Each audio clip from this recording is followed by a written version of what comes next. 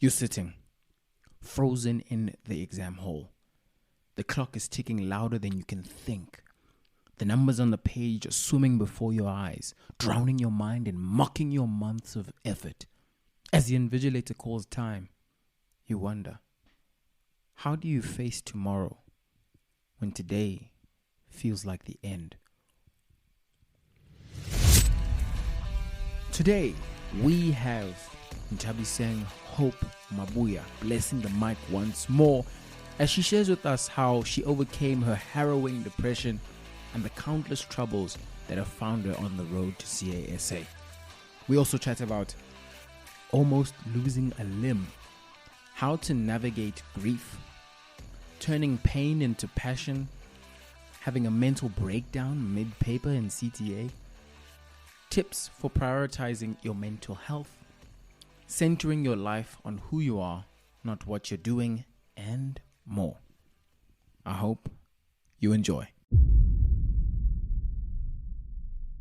My travelers on the road to CASA. Guys, this week was the first inaugural SAICA Awards week. It was absolutely phenomenal. So there were 3 different awards recognizing CAs and aspiring CAs at different levels of life. There was the SAICA Chairman's Award just yesterday, which is recognizing the very height of the profession in terms of those who have dedicated decades, who have dedicated so much experience and shown so much excellence in their respective fields, and as well as the top 35 under 35, which recognizes younger CAs under the age of 35 who are also doing amazing things and putting the profession further and doing it proud. And then there was the SAICA Trainee Trailblazer Awards on Thursday, which recognizes trainees who are blazing trails and doing more than their allotted articles. They are, making that difference as we are aiming to, as potential and aspiring difference makers. Nthabi was the category winner. I just wanted to actually draw attention to this for resilience. That was not a coincidence. What you guys are about to hear is an incredible story, and a truly phenomenal, it's unbelievable how much resilience has been required from her to get where she is and to continue to do what she does. So I actually wanted to just preface with that. She was the category winner for resilience. So you're about to hear a story of incredible resilience. I hope that you enjoy the episode. If you haven't already listened to part 1, it will be linked in the show notes as well. On to part 2. You experienced crazy struggle. Yeah. In your academic journey. Mm. Can you go back to that time that you struggled and share with us whatever you're comfortable with? What happened and how you managed to get through it, because it's not something that just ends. Yeah. Can you share with us that? Let me take it back to when I was 16, right? So I was diagnosed with asthma, and that asthma was severe, right? Severe to a point where I was in and out of hospital a lot. And it got bad to a point where I was in ICU. I was hospitalized in ICU. And then in that very same year, I started feeling weird pains on my right hand, and I didn't know what was going on. Then we went to the doctor, and then they told me that, no, you're suffering from a condition called focal dystonia, right? So it's a nerve condition that attacks basically your nerve function. And I struggled with it for many years. I even got to matric. I still struggle with it. And it got severe to a point where I would write for long periods of time and my teachers could not even read what I wrote. Yeah. So now imagine I have to write matric. I have to pass. And the department will be marking my paper. So I needed to make a plan. So then my teacher once told me about something called a concession, where I can write to the department to apply for a concession, get medical records and everything. And I got my doctors to write the supporting evidence with regards to that condition. And then I was granted the concession, right? And then I remember I was still in and out of hospital. And I remember telling my parents that, come what may, this is not going to stop me from my goal. Because in the beginning of my matric year, I remember telling my parents that it doesn't matter what the doctor said, doesn't matter what I was going through. I wanted to be the duck scholar, the top achiever at my school, right? And because I was in and out of hospital, I experienced a lot of bullying from my peers because they would say things like, you need to be homeschooled, you don't belong in a normal school, like you have a disability, what are you doing here? And it got to me a little bit, but then I'm so glad God gifted me with the strength to just brush things off. Yes, it did really affect me as a child because I was still very young. But then my resilience I think it overpowered that doubt, and I eventually persevered. And in that matric year, I was able to obtain 7 distinctions, right? And then also get invited to the Kurulini Awards to be recognized there. And the problem with my right hand still continued. And I went to varsity. First year, I struggled with it. Second year, I struggled with it. The doctors did not know how to help me. So they gave me 2 options. One was amputation, or the other one was steroids. And there was no ways in a praying household we were not cutting off a hand that was functioning. Sure. So we started praying as a family. We started asking God to intervene. And eventually in 2020, I got a doctor who was able to just identify what was wrong. And they discovered that it was an impingement of a nerve, and they had to basically untie the nerve in surgery. And that's what they did. I had surgery in 2020, early 2020. And then I recovered and I was fine. And then in that very same year, obviously COVID hit. And then when we got to July, March was locked down, right? I had to go back. I was living at Res. I had to go back home because we were given the option of it's either you stay at Res and never see your family, or you go home and never come back. Yeah. So I decided, I'm not going through this alone. I'm going back to my family. So I stayed with my family. And then in July, late July, I had to go back to Res because I was part of the house committee. So because people kept on getting, they wanted to come back to Res, they couldn't come back on their own. House committee had to be there to make sure that the house is in order, right? So I had to be there. And I spent a full month not really seeing my family. If I wanted to see them, I had to walk to the nearest mall to go meet them there because they couldn't come inside Res. So that was basically the struggle. And then in 2020, I was also turning 21. So my birthday was on the 24th of August that time. And then my parents came over. They wanted to take me out. And I saw my mom, my dad, and my sister. And then the month after, it was my dad's birthday. So 2 weeks after, it was my dad's birthday on the 9th of September. And he was turning 50, And obviously, I couldn't go back home and celebrate, with them because it was COVID restrictions at that time. And 5 days after his birthday, he passed away. So the last time I saw him alive was when I was 21 on my birthday.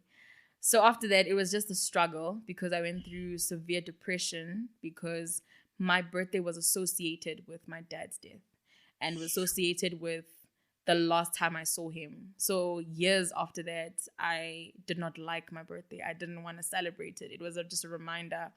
And then I got into the workspace, the corporate space. And every single time on my birthday, I literally take leave for mental health, because I'm never okay on that day. Until I just realized that, no, this is not the life he would want for me. He wouldn't want me to celebrate my birthday like this. He'd want me to just celebrate life and the things that God has blessed me with, which is life itself. So I think that's one of the things I had to endure and just overcome And by the grace of God, he was able to help me. Yes, it's still a painful reminder. For sure. But I just try to focus on the positives and how proud he would be. I think the one thing that really started getting to me was when I was graduating, because I lost him when I was doing my third year of undergrad. Of undergrad, yeah. Yes. And he didn't see me graduate. He didn't see me graduate for undergrad. He didn't see me graduate for CTA. He didn't see me pass my first board exam, my second board exam. He didn't see me become a brand ambassador for one of the biggest audit firms. So I think him missing those milestones really got to me, right? Because everybody in my family, he was there for their graduation. They have pictures, I'm the only one who's the odd one out, he doesn't have a picture with my father on graduation day. But it's something that I feel like God makes you go through so many things for a reason. And instead of asking, why am I always going through these things, you must ask God, what is this teaching me? And I think the lesson behind it is that God knew I can handle it, because that pain, I turned it into passion to help other people. My dad was the type of man who loved charity work. My dad was the type of man who liked empowerment. So him not making me go through this, but like losing him was a reminder that I need to fulfill his vision. And that's where my passion amplified, because it was already there. My passion then amplified into creating a bigger impact in the community. And that's why one of the things that I wanted to do in 2023 was have a fun day for an orphanage. And I resonated with orphans because I know the pain of losing a parent, even if I have my mom, but it's still painful to even lose just one parent. And I wanted to put a smile on their faces to just show that, you're still loved. There's people out there who actually care and you matter, So I think that's one of the things that I look back and say I'm grateful for, that he left inside of me. And an image comes to my mind of a boat, of a sailing boat. And what he's done is in leaving us, he's become part of the wind. That is the wind in your sails. Yeah. And it's painful, but man, there's beauty in it. There's beauty in what you've created through what he's given you the material for, because it was him leaving that has now become your amplified vision and your amplified purpose. So man, it's powerful what you're doing. I have to commend you on live that the grieving process is not easy, and it's even harder to turn it into what you've turned it into. I feel like, so I actually read this interesting paper because I wanted to understand grief and how to, most importantly, talk to someone who is grieving. And there were a few tips. So for any of those who've been through a similar thing to you, that help with that. One of them is metaphor. It's funny. Speaking in metaphor helps you deal with the pain, because it's hard to directly approach it. But speaking in metaphor helps you deal with the feelings. It helps you deal with all of that stuff that's building up, because like, you're depressed. You're going through like every birthday. How crazy. Listen. Every birthday, Nthabi. That's like, every year. Every year. Yes. And the problem is as well, it's not like you can turn off your mind, because it's August. Now the whole month is around. Yeah, listen. Yes. Now the whole month is surrounding that thing, and you can just feel it inching towards that moment.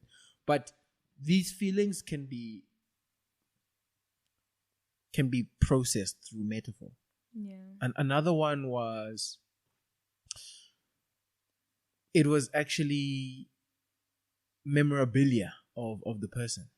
Funny enough. So when you see that pen that he had, his favorite pen, it gets you thinking about the stories of him.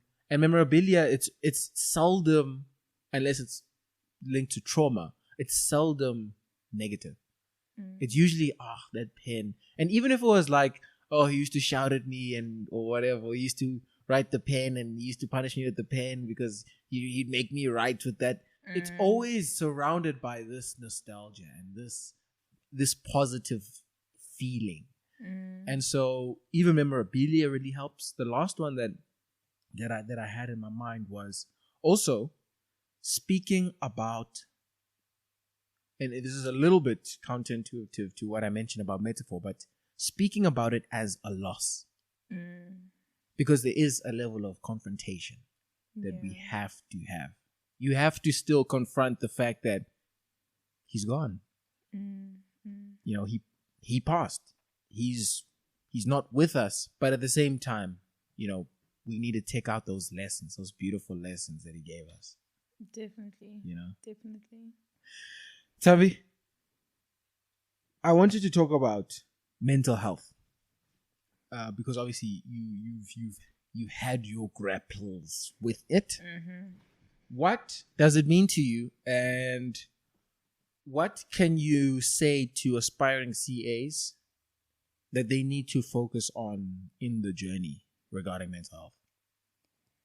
So with regards to mental health, I always say choose thyself in everything you're doing. That's one thing that I'm very proud of doing. At first, it was very difficult, you know.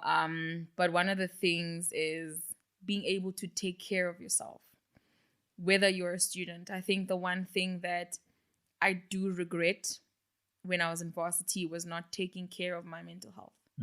And I focused on trying to reach the end goal, which is passing that year, that I neglected myself to a point where if I was sick, I'll still be studying because I need to pass. If I was not feeling well or I didn't have enough sleep, I'll still have to study. And I remember there was a time when I had to stay at home during COVID that time. I was studying to a point where my parents literally had to hide my books because they never saw me. Literally, I was in the room and I'd sit in that room the whole day. Sometimes I wouldn't even eat.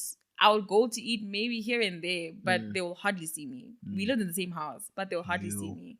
And even in matric, it was like that, where I'd study in the morning and then my mom and my dad would go to work. When they come back, I'm still in my room. I haven't left.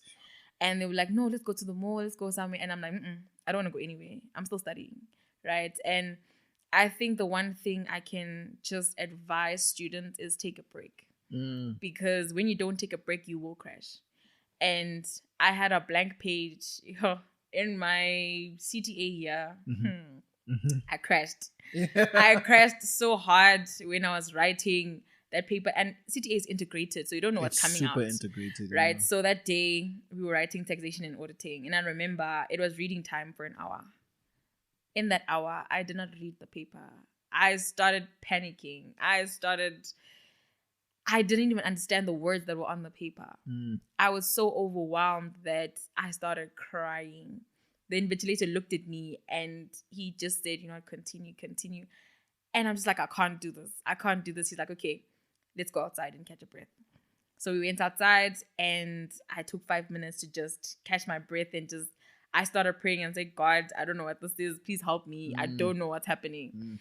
And I went back and I started calming down. I drank water. Then I started reading. That time, an hour has already passed because of the blank page. Now I must read again for another hour. So you can just imagine. Like, I couldn't even finish that paper. So the one thing I do suggest is take care of your mental health with regards to taking a break. And then the second thing would be take yourself out on solo dates, man. Solo dates, man. Like, I love solo dates because that's one of the things that bring me towards myself. Like they bring me back to myself. Right? Spending time with yourself is very important, and spoiling yourself, even if it's just going to the park, because I'm a very nature girly. I would go to the dam, the Joburg Zoo Lake used to be my favorite. Oh, Zoo Lake, yeah. And I would literally go take a blanket and just sit and enjoy the scenery, even if it's just going there to take an Ifra's book because I was still toxic. And changing the scene, you know, of like study. Oh, right? at least. Yeah, so because I don't really like reading that much. I can't say take a book. Maybe if you like reading, then you can take a book, or just sitting there and just looking at the lake or the dam and just listening to the water. It's very calming. So, and then when you have like a little bit of change, you can take yourself out to the movies, you know, just enjoy your own company, right? And when you're going into the corporate space, it's very important to set boundaries. I think that's the most important thing that I had to learn. Having to set personal boundaries in terms of knowing when to say no. I don't have capacity to do what you're asking me. Because sometimes we tend to make our life based on what we are doing and the work we have, the studies and all of that. We center it around what we are doing instead of who we are. And having boundaries to say, no, I can't do this. I have to focus on myself. It's very important. And I think the one thing that helped me was having a community that understands, because I said, here's my vision. This is where I want to be in life in the next 2 years or 3 years. And I need you to support me. But also when I say, no, I can't go out with my friends, they had to understand. And especially with regards to friends, I didn't really go out that much. I spent most of my time indoors. But when I did go out, or maybe they asked me to go out, I'd set boundaries that, hey, I'm writing. Can we please just wait a bit? And then, you know, let's go out later. Because as much as the nice times are there, you need to be able to prioritize, right? And one of the things that I had to prioritize was my mental health. It's okay to cry. It's okay to, you know, be in that element of this is what is making me sad. But the one thing that I had to remember is that whatever you're going through in life, it's never your identity. It's never who you are. Be it whether you are losing a parent, be it whether you're grieving, be it whether you're getting bullied or you are failing, whatever you're going through. Or you have focal dystonia. Yes. Goodness gracious, these mountains that you have to climb. We must never let that become your identity. Yeah. Doesn't matter what you go through. It's never your identity. It's never who you are. It's what you've been through and what has shaped you, right? It's not your identity. So prioritizing mental health is very important. And I remember counseling someone who was grieving. She lost her best friend a week after I lost my dad. And she was not okay. And then she reached out to me and I started giving support. And I said, baby girl, cry if you want to cry. It's okay to cry. Don't let anyone tell you otherwise. I think with grief, it's very touchy because many people will say, no, someone wouldn't want you to cry this much for them. They wouldn't want you to, you know, do these things. And people tend to try to guide you on how to grieve. And I think that's very sensitive because it's a process. It's not something you can just get over, you know. And even if you haven't lost someone and you're going through like depression or anxiety, it is okay to feel the way you're feeling. Just know that your feelings are valid, right? You just have to ask yourself, how will I help myself now get better? You know, don't stay in that dark cloud. Don't stay in your dark room. I think for me, I stayed in a dark room for too long and I had to fail a few tests to realize that, hey, I need to bring myself towards myself. And I think the one thing, if you see that your friend is going through something or you yourself are going through something, that dark cloud, reach out and say, hey, I need a friend. I don't want to talk. Even if you just want company and you don't discuss anything with your friend, just be around people. You can't exist on an island. You have to have people around you. As much as you want to tell them everything, but prioritize your mental health to know that you do need help and have other people help you get that help. Main things, takeaways from that, tools, rest. That's one. You must understand that it's also part of your arsenal. definitely. It's a weapon against CTA. Against everything. Against everything. Against third year, against Iferis, all of it. Rest when you need to rest. Don't burn out. Those solo dates. I hear you. Like I'll go on a walk. Like on one Sunday, I'll just walk. For me, it's my journal. It's me and my journal, and I go for a walk. I sit on a rock or I sit on some grass. I wouldn't say I'm a nature dude, but I like nature, and I just write. That's me. So I definitely hear the solo dates. Like, do whatever it is you love to do. It doesn't have to even be money. It doesn't have to involve money. It can literally be you going out to Zoo Lake, taking up blankets, no Iferis. Yeah, definitely. Don't be toxic. Don't be toxic. Boundaries. Big one. Because it blurs the moment your friend comes, hey dog, let's go out. Boundaries. And I think an idea that comes to mind, forgot who I was chatting with, but there's a whole book on it. I forgot even the author, but it's called Think Ahead. So before the moment your friend asks you to go out, or the friend he's offering you that drink, think ahead before that to say, what's my response going to be? Because now you need boundaries in order for you to prioritize your mental health, for you to thrive, for you to be consistent. So before, if you think about it, okay, when they offer me this thing, I'm going to respond in X way. It actually primes you to deal with the situation far better. So in terms of that boundaries, just an added, I guess, tool is to think ahead. Give yourself, just think for 2 minutes. Okay, when someone does ask me to go out, what do I say? So that it's not this, it's this funny situation. And then the last one was priorities. Like to actually say, my peace is important. Because it is. Definitely. Anything that brings you peace, bring it closer. Anything that brings you peace, bring it closer. Definitely. Sure. Nthabi, there's this quote that I think it's very applicable to you. So it's a quote by Napoleon Hill. It says, start going the extra mile. An opportunity will follow you. What's your extra mile? I can already from what you've said, I can kind of already see what your extra mile is, like you tutoring. But I'm just curious as to what you think your extra mile is and what opportunities have followed that extra mile. I think the extra mile would be... To be continued in part 3. See you next week.